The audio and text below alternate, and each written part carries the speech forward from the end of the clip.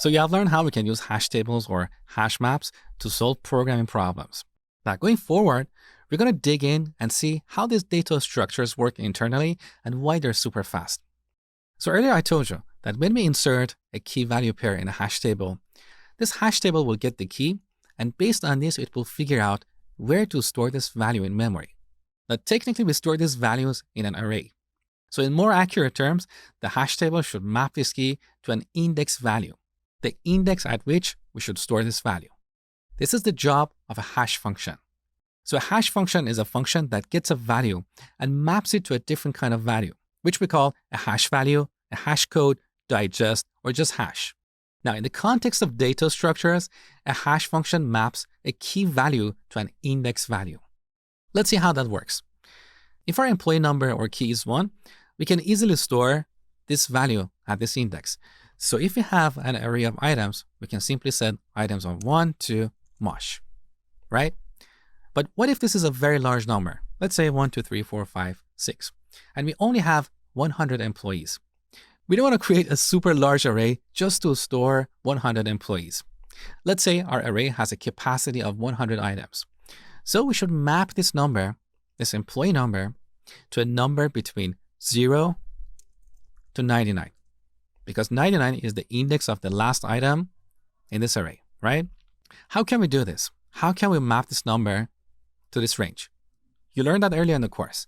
We use the modulus operator. So we calculate the remainder of division of this number by the size of our array. So here's the simplest implementation of a hash function. Public static integer hash, which gets a number. Here we return number modulus 100, assuming that 100 is the size of our hash table or the internal array. Now let's test this. So let's do a print line, call the hash method and give it 1, 2, 3, 4, 5, 6. So if we want to store this value in an imaginary array of 100 items, we should store it at this index, right? But what if our keys were strings? So let's change integer to string, and we're going to add a hyphen followed by a letter. Let's say this is the employee number. How can we convert this to an index? Well, as you probably know, every character in computers is represented by a number internally. So we can get the numeric representation of each character, add them all together, and then we'll have a big number. Once again, we can apply the modulus operator between that number and 100. Let's take a look.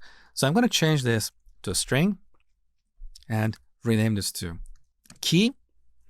And here we want to pass a string key, like this. Now we declare an integer, say to 0. Here we should iterate over this string. So for each character in this character array, we simply increment hash by the numeric representation of this character.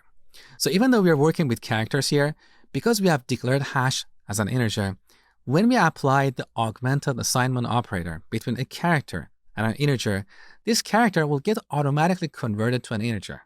This is what we call implicit casting. So after this for loop, hash is going to be that big number. Let's return it and test our code up to this point.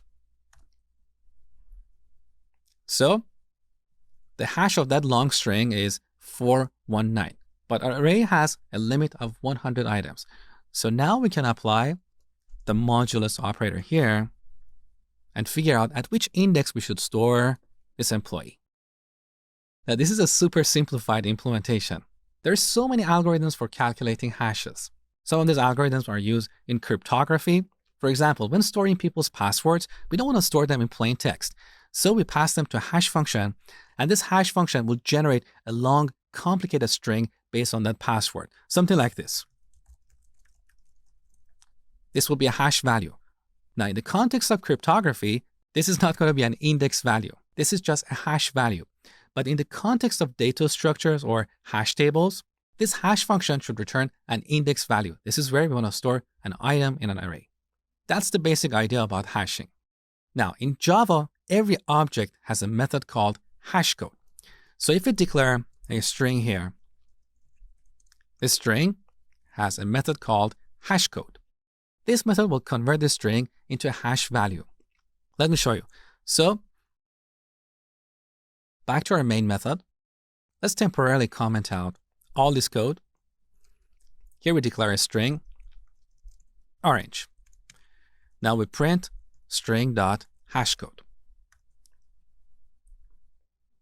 Look, we get this negative number, and obviously we cannot use this as an index value because here we're not in the context of data structures. We're not inside a hash table. This is just a numeric representation of orange based on the algorithm inside this method. So every object has a hashcode method.